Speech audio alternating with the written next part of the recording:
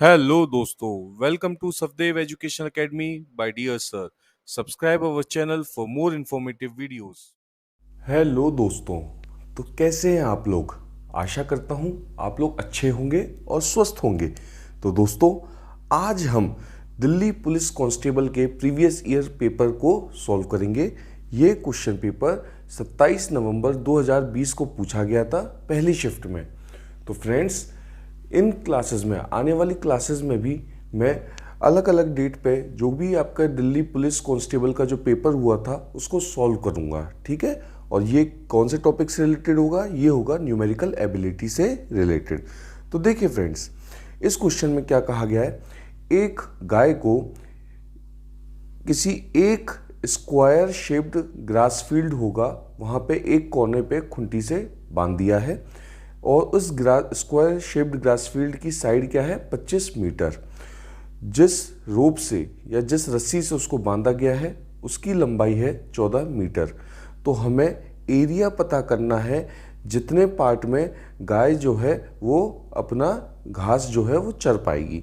तो देखिए फ्रेंड्स, एक स्क्वायर ग्रास फील्ड है, ये स्क्वायर ग्रास फील्ड हो गया और इसकी साइड कितनी है? 25 मीटर। ये है 25 मीटर, ये है 25 मीटर, ठीक है। एक कोने पे एक गाय को बांध दिया है। जो रस्सी है उसकी लंबाई 14 मीटर है। तो मान लीजिए गाय जो है वो इतना एरिया कवर कर पा रही है, ठीक है। इतना एरिया जो है वो कवर कर पा रही है और इसकी कितना है? ये है 14 मीटर, ठीक है। अब आप देखिए ये क्या बना रहा है? एक क्वार्टर सर्कल बना रहा है। एक सर्कल का एरिया है ना, एरिया ऑफ सर्कल क्या होता है? पाई आर स्क्वायर होता है।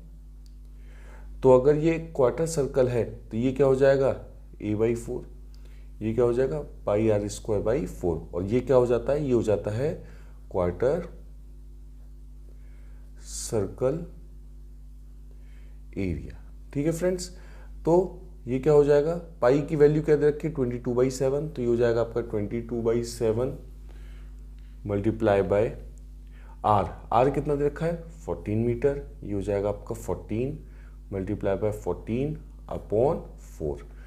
ये आ गया 2, ये आ गया आपका 2 और ये आ गया आपका 7। तो ये आपका आ जाएगा 154 मीटर स्क्वायर। ऑप्शन बी हमारा सही होगा।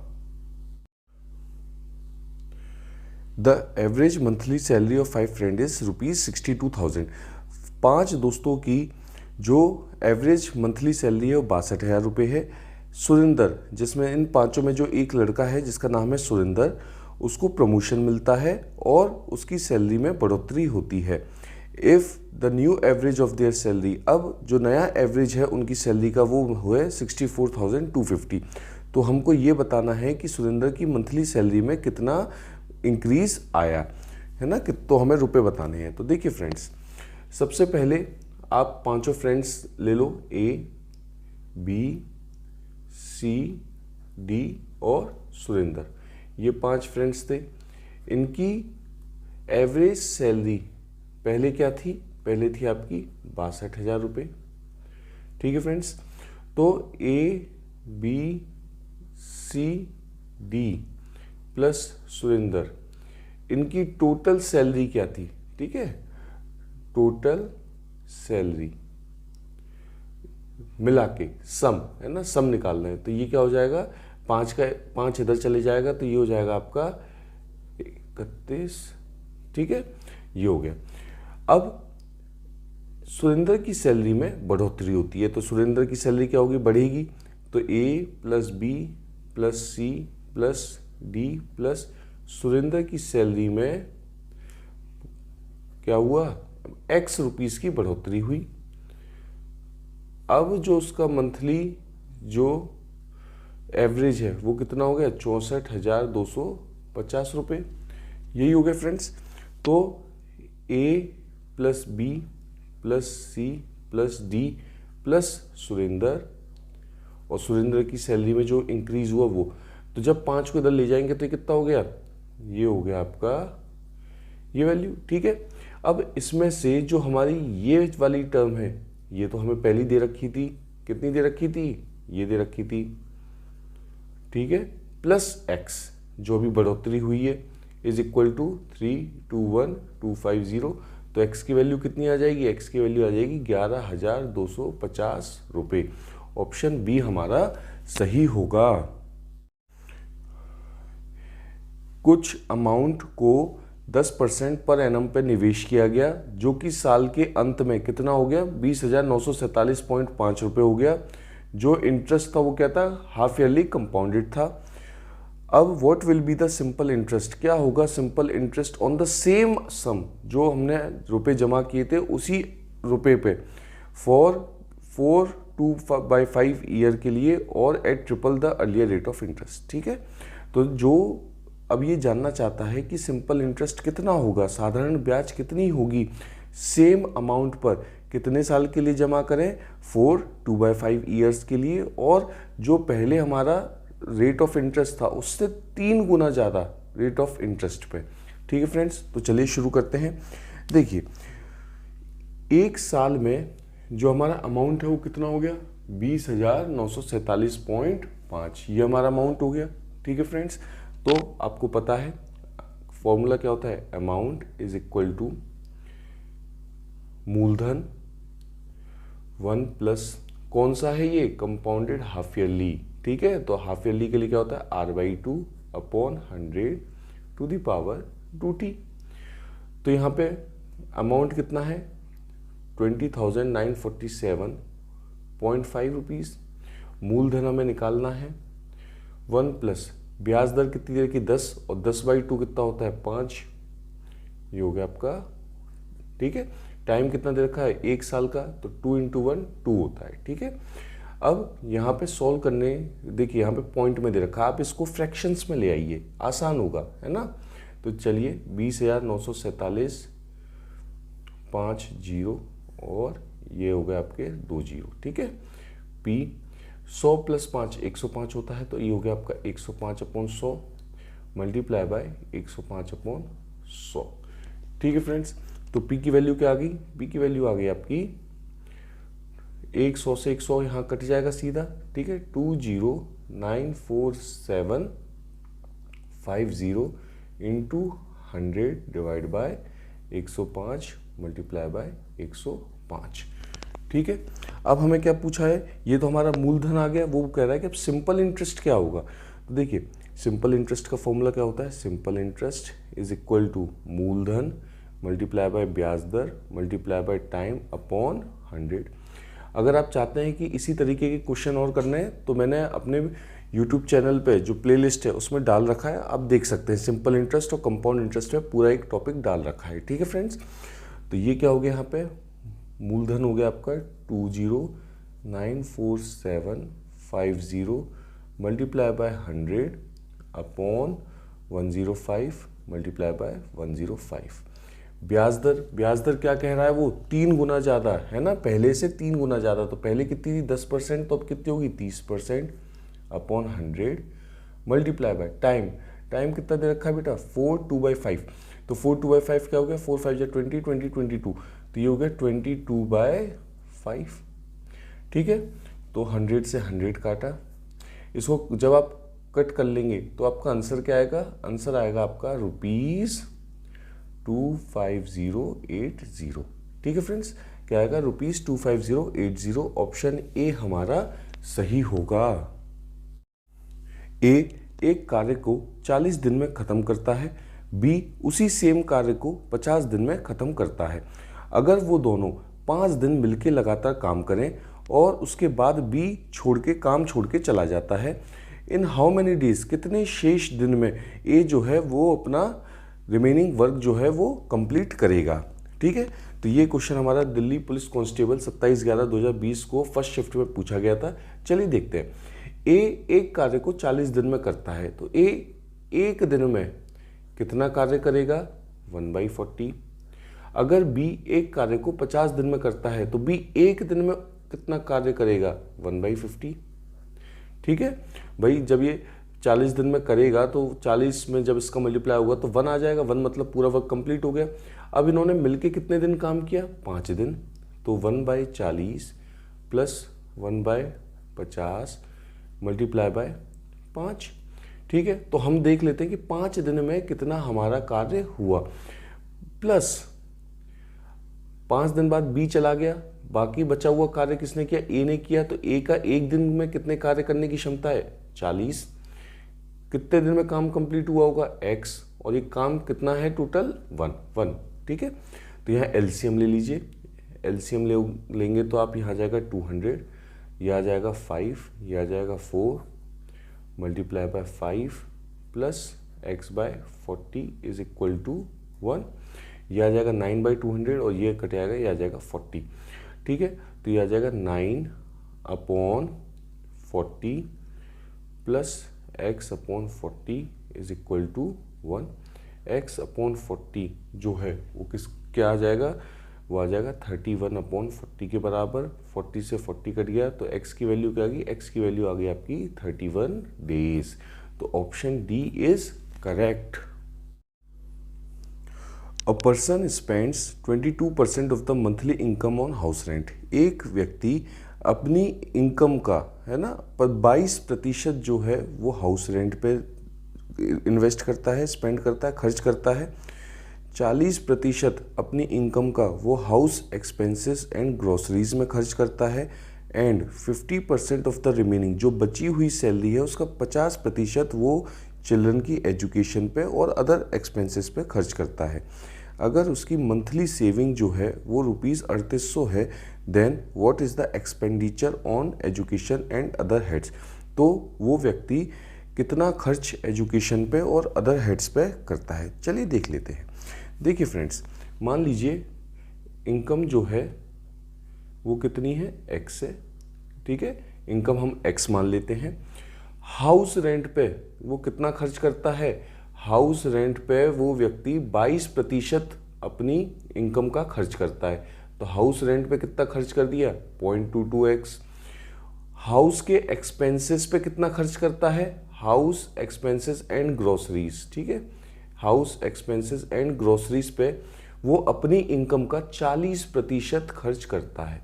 तो अभी इसकी टोटल इनकम कितनी खर्च हो चुकी है? इसकी हो चुकी है 0.62x। बची कितनी है? लेफ्ट कितनी इनकम बची है? बची है 0.38x।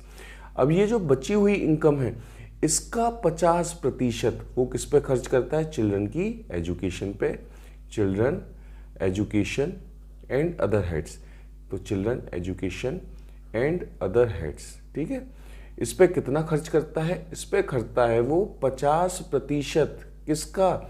बचे हुए इनकम का। तो ये कितना आ गया? ये आ गया आपका 0.19x। ठीक है बेटा, तो ये आ गया आपका 0.19x। 0.5 क्या होता है? 1/2 और इसका 1/2 करने पे 0.19x आ गया। तो उसने अभी तक अपनी सेविंग, अपनी सैलरी का कितना खर्चा कर दिया? टोटल स्पेंडिंग उसकी। ठीक है, तो कितना हो गया?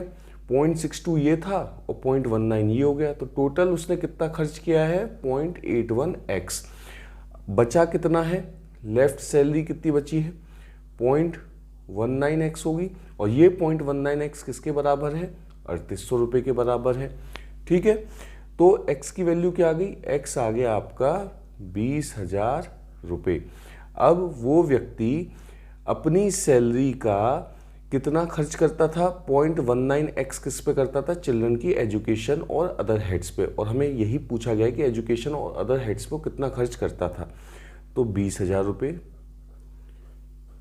मल्टीप्लाई बाय 0.19, तो आंसर आ जाएगा आपका ₹3800। तो वो अपनी सैलरी का कितना खर्च करता था? 3800 रुपये जो है वो चिल्ड्रन की एजुकेशन और अदर एक्सपेंसेस में खर्च करता था। तो ऑप्शन सी हमारा सही होगा।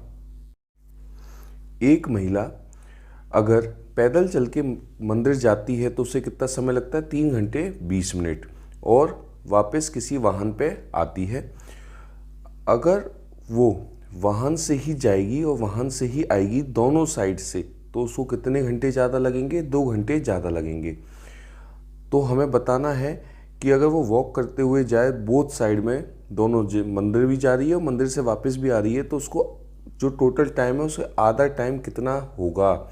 ठीक है, तो देखिए अभी वो महिला कैसे वॉक जाती है टेम्पल, वॉक करते हुए जाती है, और जब वॉक करते हुए जाती है तो उसको कितना समय लगता है, 2 घंटे 20 मिनट। अगर मैं इसको आवर में कन्वर्ट कर लूँ तो क्या करना होगा, डिवाइड बाई 60, तो ये क्या हो गया 3 घंटे प्लस 1/3, 20/60 1/3, और ये क्या हो जाएगा, ये हो जाएगा आपका 10/3 आवर। ठीक है, अब ये 10/3 आवर, ठीक है, वो दोनों तरफ से कैसे आ रही है, अगर किसी वाहन से आ रही है तो कितना घंटा एक्स्ट्रा लग रहा है, 2 घंटे उसको एक्स्ट्रा लग रहा है। ठीक है, 2 घंटे उसको एक्स्ट्रा लग रहे हैं। ठीक है, तो हमारा ये क्या आ जाएगा, ये आ जाएगा आपका 16/3। ठीक है, अब क्या दे रखा है, वो ये जानना चाह रहा है कि ये जो टोटल है इसका हाफ कितना हो जाएगा, हाफ ऑफ द टाइम। तो इसका हाफ क्या हो जाएगा, 1/3 1/2। ठीक है, तो ये क्या आ जाएगा, ये आ जाएगा 8, तो ये हो जाएगा आपका 8/3, और 8/3 को अगर मैं करूं तो क्या आ जाएगा, 2 आवर प्लस 2/3। ठीक है, और इस 2 आवर, ये जो 2 आवर है प्लस 2/3 आवर को अगर मैं कन्वर्ट करूं मिनट में तो 60 से मल्टीप्लाई करेंगे तो ये आ जाएगा आपका 20। तो ये कितना आ गया, 2 घंटे 40 मिनट। ठीक है, तो ऑप्शन क्या होगा, ऑप्शन ए हमारा सही होगा। दो स्टूडेंट ए और बी को टोटल प्राइज मनी 4400 रुपये मिलती है दोनों को। इफ़ ए इज पेड, अगर ए को 120% बी के कंपैरिजन में मिलती है तो बी को कितनी मिलेगी। तो देखिए फ्रेंड्स, ए और बी को दोनों को कितनी मिलती है, 4400 रुपये मिलते हैं। ए जो है उसको जो प्राइज मनी मिलती है वो 120% है, किसके कंपैरिजन में, बी के कंपैरिजन में। तो इसको यहाँ रख दीजिए, ये हो गया 120/100 plus B is equal to, और ये क्या है, बी है 4400। तो ये आ गया आपका 220 B is equal to 4400 into 100, और ये क्या आ गया, ये आ गया आपका 20। तो बी को कितने मिले, 20 इंटू 100 आपके 2000, 20 बी को कितना मिला, 2000। बी का ही हमसे पूछा गया था, ऑप्शन ए हमारा सही होगा।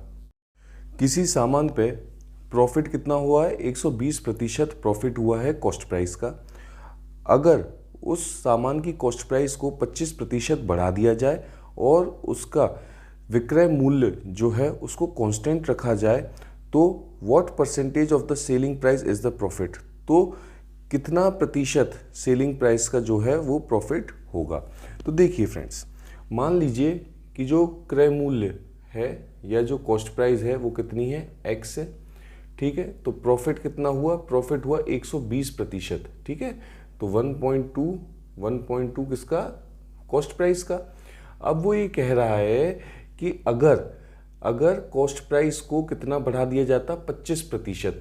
ठीक है, तो जो नया कॉस्ट प्राइस होगा एक्स डैश वो कितना होगा, वो 25% होगा पहले के कंपैरिजन में बढ़ा के, और सेलिंग प्राइस को कांस्टेंट रखा जाए तो हमारा कितना प्रतिशत होगा। चलिए देखिए दोस्तों, तो ये हमारा हो गया नया कॉस्ट प्राइस। ठीक है, तो आपको पता है कि विक्रय मूल्य माइनस क्रय मूल्य आपका क्या होता है, आपका होता है लाभ। ठीक है, सबसे पहली कंडीशन की बात करें, अगर मैं पहली कंडीशन की बात करूं तो मेरा विक्रय मूल्य तो कांस्टेंट है, क्रय मूल्य क्या था पहले मेरा, क्रय मूल्य था मेरा x, तो ये हो गया मेरा x, और प्रॉफिट कितना था मुझे 1.2x, तो मेरा विक्रय मूल्य क्या हो गया, विक्रय मूल्य हो गया मेरा 2.2x। ये मेरी पहली कंडीशन आ गई। अब दूसरी कंडीशन में क्या कहा है कि जब मेरा क्रय मूल्य जो है वो 25% बढ़ा दिया जाए तो आपका विक्रय मूल्य माइनस क्रय मूल्य जो होता है वो लाभ होता है। ये तो आपका सेलिंग प्राइस जो है वो तो आपकी क्या है, रिमेन कांस्टेंट, तो ये तो इतनी ही रहेगी 2.2x, तो 2.2x minus 1.25x is equal to profit. तो प्रॉफिट कितना आ गया, यहाँ से प्रॉफिट आ गया आपका 0.95x। ये क्या आ गया, ये आ गया आपका प्रॉफिट। ठीक है दोस्तों, अब वो ये क्या कह रहा है आपसे, what percentage of selling price is the profit, कि सेलिंग प्राइस का कितना प्रतिशत जो है वो क्या होगा, मुनाफा हो गया। मुनाफा आपका ये है, सेलिंग प्राइस ये है। मान लीजिए a% ऑफ सेलिंग प्राइस जो है वो आपका क्या है, प्रॉफिट है। तो ए प्रतिशत क्या हो गया, A upon 100 multiply by selling price कितना हो गया 2.2x और मुनाफा कितना हो गया 0.95x। x से x कट गया तो ए की वैल्यू क्या आ गई, ए की वैल्यू आ गई, ये जब यहाँ जाएगा तो 95 अपॉन 2.2 और ये वैल्यू आ जाएगी आपकी 43% के बराबर। तो ऑप्शन ए हमारा सही होगा। अगर वार्षिक ब्याज दर जो है साधारण ब्याज पे बढ़ा दी जाए 9% से 13 कर दिया जाए तो हमारा जो ब्याज है वो सालाना कितनी बढ़ जाएगी, 3690 रुपीज़ बढ़ जाएगी। तो मूलधन क्या है, देखिए फ्रेंड्स, अब यहाँ पे क्या है, जो आपकी ब्याज दर है वो 9% से 1/2 बढ़ाई जा रही है, ठीक है। तो देखिए सिंपल इंटरेस्ट का क्या फॉर्मूला होता है, सिंपल इंटरेस्ट का फॉर्मूला हो रहा है मूलधन मल्टीप्लाई बाय ब्याज दर मल्टीप्लाई बाय टाइम अपॉन 100, ठीक है। अब जब मेरा ब्याज दर 9% से 1/2% बढ़ेगी तो कितना ब्याज बढ़ेगा, 3690 रुपये का ब्याज मेरा बढ़ेगा। तो देखिए फ्रेंड, मान लीजिए ये आपकी ब्याज दर पहली दूसरी वाली जो बढ़ गई माइनस ब्याज दर जो पहली वाली थी, और इन दोनों को माइनस करने पे कितना हमारा इंक्रीज आ रहा है ब्याज में, 3690 रुपीज़ का इंक्रीज आ रहा है। तो मूलधन को मान लीजिए x, तो मूलधन है x, ब्याज दर कितनी है 13 1/2, तो ये हो गया 27/2, तो ये होगी 27/2, समय कितना है 1 साल का, मल्टीप्लाई बाय 100 माइनस मूलधन x है, ब्याज दर कितनी है 9 है, समय 1 साल का, अपॉन 100 इज इक्वल टू 3690, ठीक है। यहाँ पे एलसीएम ले लीजिए 200 का, ये हो गया आपका 27x और ये हो गया आपका 18x और ये किसके बराबर है 3690 रुपये के बराबर है। ये आ गया आपका 9x और ये आ गया आपका 3690 इंटू 200। जब इसको काटेंगे तो ये कितना आ जाएगा, ये आ जाएगा आपका 410 और 410 को 200 से करेंगे तो x की वैल्यू क्या आ गई, x की वैल्यू आ गई 82,000 रुपीज़। ऑप्शन सी हमारा सही होगा। If x plus Y minus Z ratio y minus Z plus 2w ratio 2x plus Z minus w is equal to 2:3:1 then the ratio of 5w minus 3x minus Z ratio 3w की value क्या होगी। ये question मेरा Delhi police constable 27/11/2020 को पहली shift में पूछा गया था। चलिए देखते हैं, मुझे 3 नंबर्स का रेशियो दे रखा है, तो चलिए सबसे पहले किन्हीं भी 2 नंबर का रेशियो ले लीजिए। चलिए पहले और दूसरी वैल्यू का रेशियो लेते हैं। x plus Y minus Z upon Y minus Z plus 2w, ये किसके बराबर हो जाएगा, ये 2/3 के बराबर हो जाएगा। कहीं भी जो हमें पूछा गया है रेशियो उसमें y नहीं है तो सबको y की टर्म्स में लाने की कोशिश करिए। तो ये क्या हो जाएगा, ये हो जाएगा आपका 3x plus 3y minus 3z is equal to 2y minus 2z plus 4w, ये वैल्यू आ जाएगी। अब इस वैल्यू में आप क्या y को देखिए, ठीक है, y को देखिए, y इसको सॉल्व करने पे y की वैल्यू क्या आ जाएगी, 3y से यहाँ 2y इधर जाएगा, y चला जाएगा, बाकी वैल्यू इधर चली जाएगी, तो ये हो जाएगा आपका 4w plus z minus 3x। तो ये हो गया आपका इक्वेशन 1। अब मैं अगर इन दो वैल्यू की बात करूं तो y minus Z plus 2w upon 2x plus Z minus w, और ये किसके बराबर है, ये है 3/1 के बराबर। तो 1 इधर चला जाएगा, 3 इधर जाएगा, तो ये हो जाएगा y minus Z plus 2w is equal to 6x plus 3z minus 3w, ठीक है। तो क्या होगा, y की वैल्यू क्या आ जाएगी, y की वैल्यू आएगी आपकी, ये सब इधर चला जाएगा तो ये होगा आपका 6x plus 4z minus 5w, ठीक है। ये हो गई आपकी इक्वेशन 2। इक्वेशन 1 और इक्वेशन 2 को आपस में एक दूसरे के बराबर रख दीजिए, तो हमारा क्या आएगा, ये आएगा 4w plus Z minus 3x is equal to 6x plus 4z minus 5w। तो ये क्या आ जाएगा सॉल्व करने पे, ये आएगा आपका 5 और 4 ये हो गया 9W इज इक्वल टू ये क्या आ जाएगा, ये आ जाएगा 9x प्लस 3z। ठीक है, और ये सॉल्व करने पे क्या आएगा, 3 कॉमन ले ले तो 3x प्लस z जो है वो किसके बराबर आ जाएगा, 3w के बराबर आ जाएगा। चलिए तो क्वेश्चन पे आते हैं। हमसे पूछा क्या गया था, हमसे पूछा गया था 5w minus 3x minus z upon 3w की वैल्यू। क्या मैं इसको इस तरीके से भी लिख सकता हूँ, 5w minus 3x plus z upon 3w, और ये वैल्यू क्या है, 3w है, तो ये क्या हो गया 5w minus 3w upon 3w, ये क्या हो गया 2w अपॉन 3w, w से w कट गया, वैल्यू क्या आ गई 2/3। ऑप्शन सी हमारा सही होगा। दो नंबरों का प्रोडक्ट जो है वो उसकी वैल्यू क्या है, 9216 है। जब बड़ी वैल्यू को छोटी वैल्यू से डिवाइड किया जाता है तो जो क्वोशिएंट है वो 16 आता है और जो शेषफल है वो 0 आता है। तो दोनों नंबरों के बीच में डिफरेंस क्या होगा।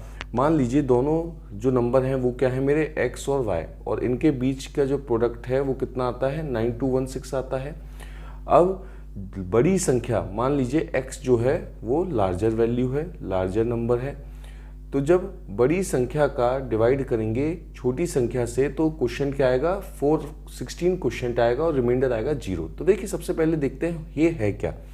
अगर मैं 16 को 4 से डिवाइड करूं तो 4 4 जा 16 हो जाता है और रिमाइंडर 0, तो रिमाइंडर यहाँ भी 0, यही है आपका क्वोशिएंट। तो जब भी मैं जिस संख्या से डिवाइड कर रहा हूँ उसका मल्टीप्लाई अगर मैं क्वोशिएंट से कर दूं तो वो किसके बराबर हो जाता है, वो उस संख्या के बराबर हो जाता है जिससे कि मैं डिवाइड कर रहा हूँ। ठीक है, तो अगर मैं x को डिवाइड करूँ y से और क्वोशिएंट है मेरा g और रिमाइंडर आ रहा है मेरा 0, इसका मतलब ये हो गया कि 16 मल्टीप्लाई बाय y जो है उसकी वैल्यू किसके बराबर है, x के बराबर है। तो y क्या हो गया, y हो गया आपका x अपॉन 16।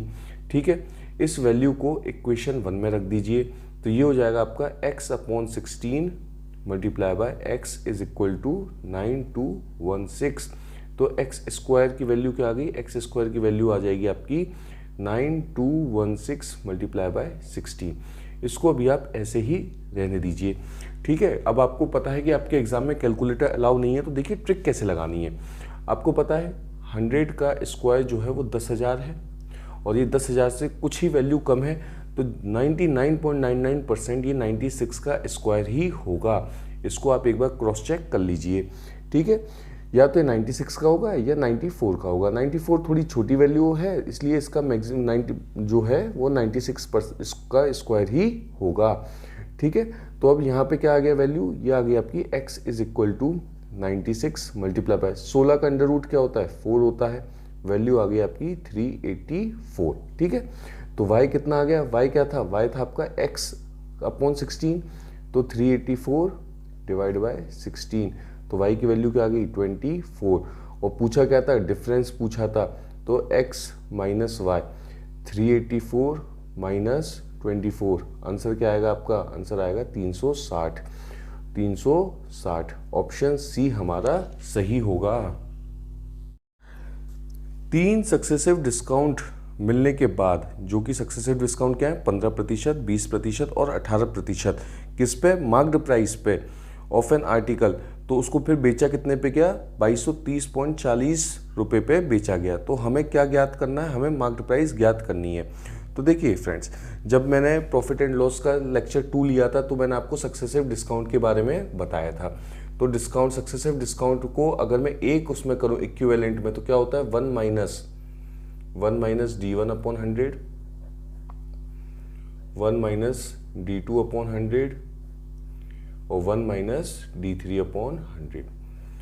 तो यहाँ वैल्यू रख दीजिए 1 माइनस 15, तो कितना आ गया 85 अपॉन 100।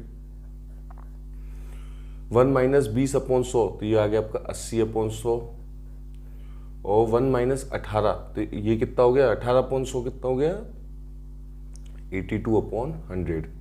ये क्या आ गया, ये आ गया बेटा आपका डिस्काउंट प्रतिशत। ठीक है, डिस्काउंट परसेंटेज। तो इसको सॉल्व करने के बाद ये देखिए, ये कटेगा आपका, ये आ जाएगा 4/5 5 से 1 काट दो, ये आएगा आपका 20 और ये आएगा आपका 17, है ना। ऐसे ये आपका 41, ये आपका 50, ठीक है। तो ये सॉल्व करने पे वैल्यू क्या आई, डी की वैल्यू आई, डिस्काउंट परसेंटेज में वैल्यू जो आएगी वो कितनी आएगी, वो आएगी आपकी 5531,250, ठीक है।